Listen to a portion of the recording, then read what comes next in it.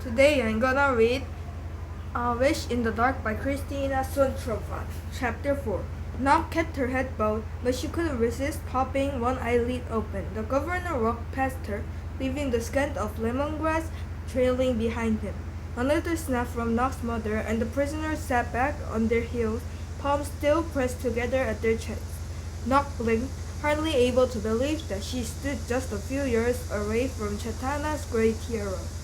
He looked ordinary. Knock didn't know what she'd been expecting. It's not like he would be floating in on a cloud or anything like that, but the man standing before them could have been any man. He was taller than her father, but not by much. His face was smooth and pale, the color of milky tea. He smiled briefly as her father greeted him, and only then did faint age lines appear at the corners of his eyes. Her father seemed in awe of him too, or maybe he was just afraid of messing everything up. He could hardly meet the governor's eyes as he stepped forward and cleaned his glasses yet again. "This is a very special day for us all," her father announced. "His Grace our Governor honors us with his presence. As you know, His Grace gives such thought and care to your reform. We are." The warden looked down the line of prisoners, and his eyes became glassy and sat behind his spectacles. His voice drifted off. "Come on, Dad, you can do it," Knock thought, willing him to gather up his thoughts. Knock's mother cleared her throat softly. "We're so blessed to have you with us today, Your Grace," her father stammered. He was supposed to give a longer speech, but he must have forgotten. "We will now serve a meal, after which my wife has planned entertainment in your honor." Knock's mother smiled stiffly. She flicked her fingers at the kitchen staff. Knock's nostrils filled with the smell of the garlic and meat. The cooks carried big steaming pots out of the kitchen to the tables under the pavilion. They set the pots on top of metal stands that cradled crimson orbs to keep the food bubbling and hot.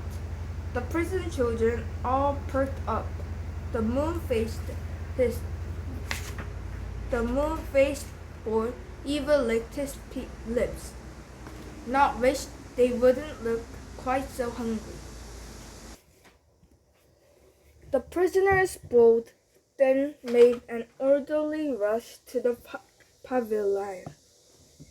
Knock herded the twins behind their brother to wait their turn to be introduced to the governor. She told herself not to be nervous. After all, she'd been practicing what to say to him for weeks now. As she waited, her eyes wandered to the boy with the sticking up hair. He had been near the front of the line, and he was already slurping up the last bits of food from his bowl. She tried not to stare, but she found her eyes drawn to him. He seemed so different from the other children. He looked around, taking in everything. He stared at the governor intensely, so he kept a respectful distance. Suddenly, he turned his head and then stood up and hurried toward the boy with the round face, who had tears running down his plump cheeks. A full bowl of chicken and rice lay spilled on the ground at his feet. Two older girls stood beside him, cracking their knuckles. The boy with the sticking up hair strode up to the tallest girl without a word, stomped on her bare foot. Knock gasped. "No!" her mother snapped. She turned to see her family staring at her. Even her father looked mortified. With a flush of embarrassment, she realized she was supposed to be greeting the governor at that very moment. Knox's practiced speech flew right out of her head. Her cheeks burned as she bowed. "I'm very sorry that I was distracted, Your Grace. It's just that." "Just that what?" asked her mother, impatience edging her voice. Knox pulled out the cuffs of her dress. "It's just that I think that boy over there is fighting." Her mother's lips parted, horrified. "What boy?" Knox pointed him out. The older girl was howling now, clutching her wounded foot. Knox's mother stormed toward the children. "You there," she said to the sticking up hair boy.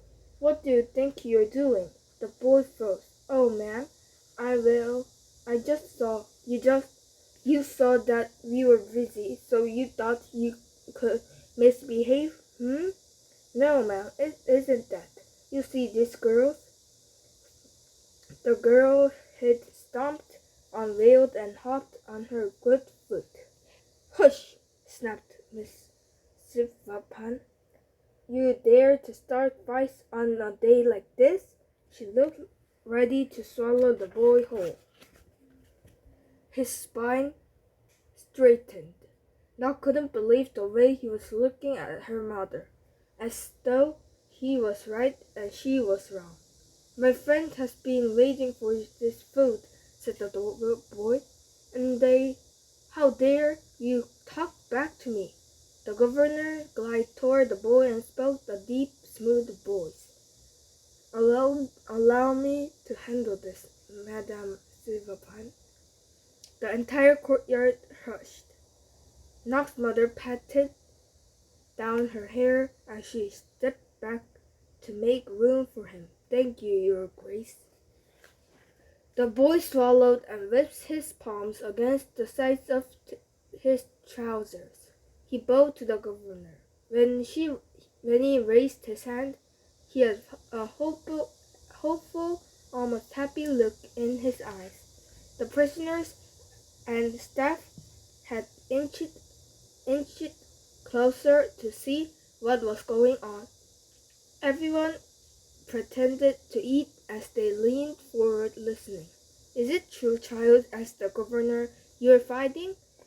"Your Grace, it's the greatest honor to finally meet you," the boy said breathlessly. I know that of everyone you see that." "Tut, tut," the governor chided. "Now it is not the time for flattery. It's the time for truth. Tell me, did you hurt this girl? Did you hurt this girl? Yes or no?" The boy stood wide-eyed, with his mouth open. He nodded. "Do you know why I'm here?" the governor asked. "To make sure we're being treated fairly?" The governor stared at him for an uncomfortably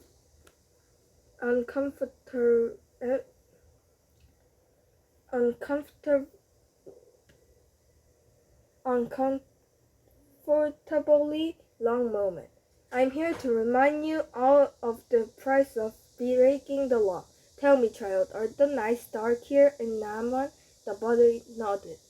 "As they should be," said the governor. "Chatana is the city of light, but that light must be earned. That is why I had this reform center built here, away from the city. To remind the people that witness has a price, you see. Light shined only on the worthy." The boy continued staring, speechless, as the governor took a half step back. He raised his arms, palms up. The air grew thick, the way it does before a storm. The hairs on Doc's arms stood on end of her scalp tingled. Everyone in the courtyard seemed to be holding their breath. A pinprick of light appeared in the governor's palm like a hovering firefly.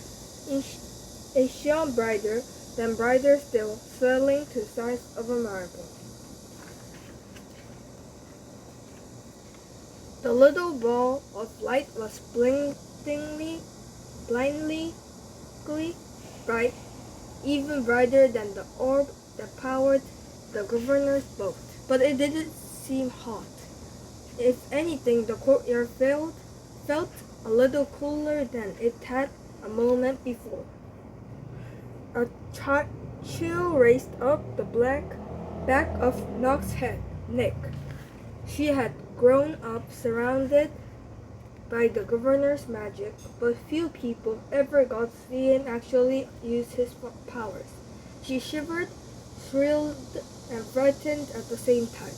The man may have looked ordinary, but he was far from it. Everything in Chatana, every orb, every cook stove, every boat motor, all of it ran on the governor's light-making powers. Once he arrived, there was no more need for fire, no more danger. The orbs lit the night.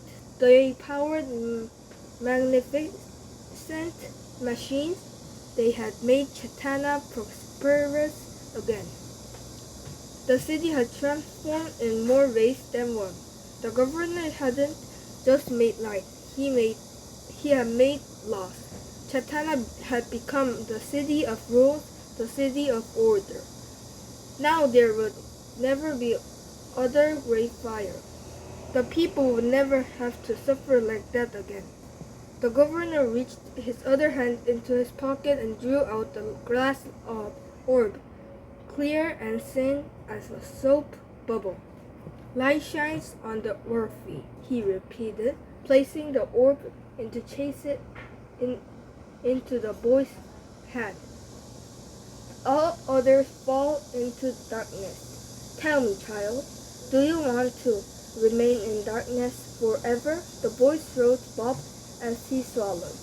He shook his head. The governor closed his fingers over the light in his hand and touched the glass orb. The air between him and the boy wavered and crackled.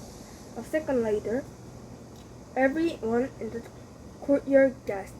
The governor's hand was now empty. The light had traveled into the orb, filling it with a gold glow.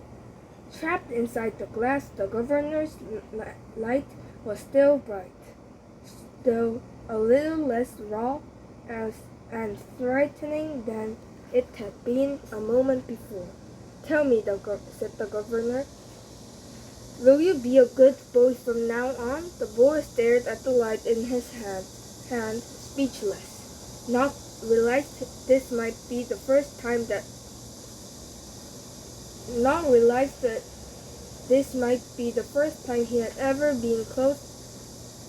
he had ever been this close to a gold orb. Nock's mother stepped forward. He will, Your Grace. We will see to that, of course. She turned to the boy. I hope you appreciate His Grace's generosity. For him to give you that light and gold light, no less, is a kindness I'm not sure you deserve.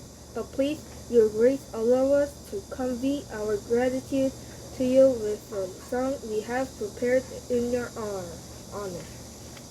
She clapped her hands over her head, the signal for the women prisoners to break into the number they had rehearsed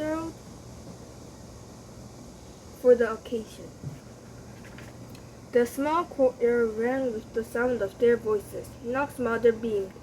Her siblings smiled perfect smiles. Everything was back on track and going smoothly. All eyes were on the governor, who bent down to whisper some last comforting words to the wayward boy before turning to watch the prisoner's performance. But Nock was watching the boy. He still staring at his palm. The hopeful, happy look had left his eyes. The orb in his hand had gone dark.